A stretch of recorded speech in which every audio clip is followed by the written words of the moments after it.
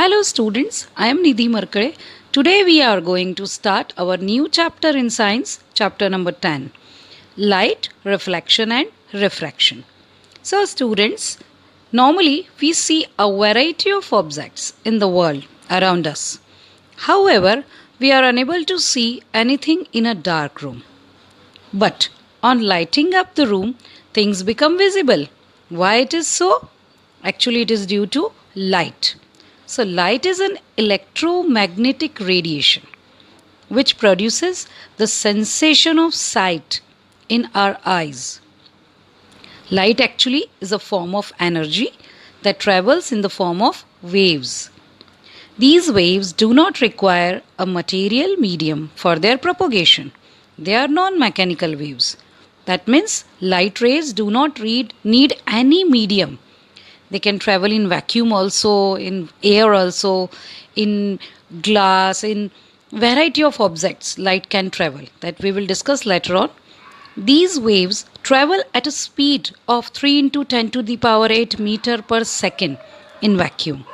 And the wavelength of visible light ranges from 4 into 10 to the power minus 7 meter to 8 into 10 to the power minus 7 meter. So, during the day, the sunlight helps us to see the objects. An object actually reflects light that falls on it.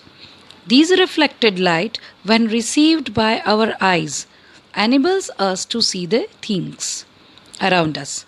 We are able to see through a transparent medium as light is transmitted through it. Actually, light needs transparent medium to travel rather than translucent or opaque.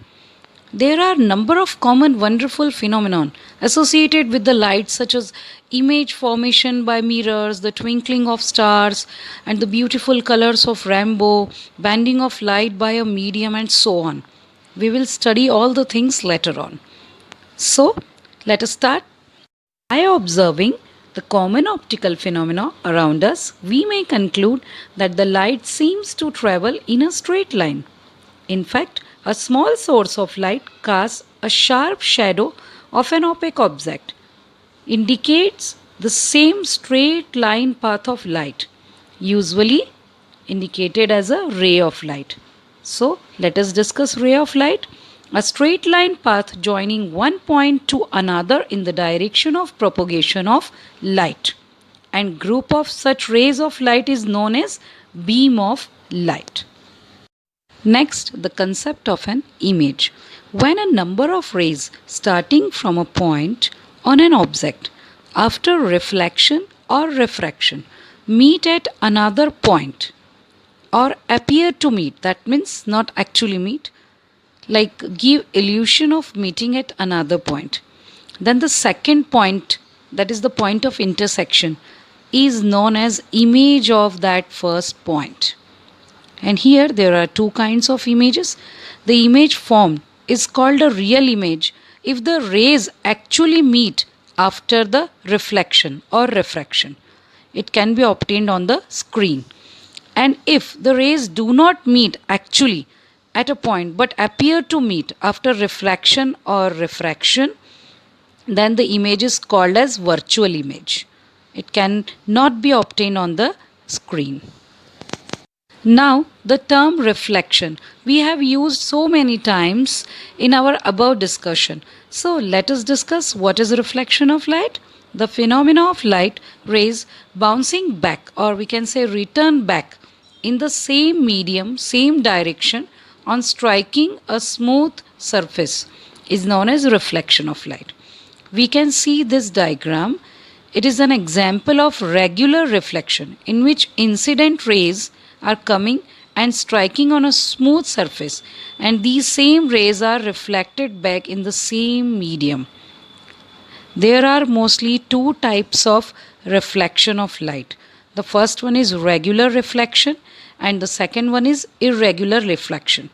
This diagram shows regular reflection. So, when a parallel beam of light is incident on a shining plane and a smooth surface, the beam remains parallel after reflection in a specific direction. Such reflection of light is known as regular reflection. For example, the reflection of light by a plane mirror. Irregular reflection of light. When a parallel beam of light is incident on a rough and irregular surface, the parallel beam of light does not remain parallel but spreads over a wide region after reflection. This is known as irregular reflection of light. We can see this diagram. This is an example of irregular reflection. Next, the laws of reflection of light. To understand this concept, let us discuss this following diagram. In this diagram, a smooth, shining, reflecting surface is given, on which an incident ray is coming at point O, and from the same point O, a reflected ray is going back to the same medium.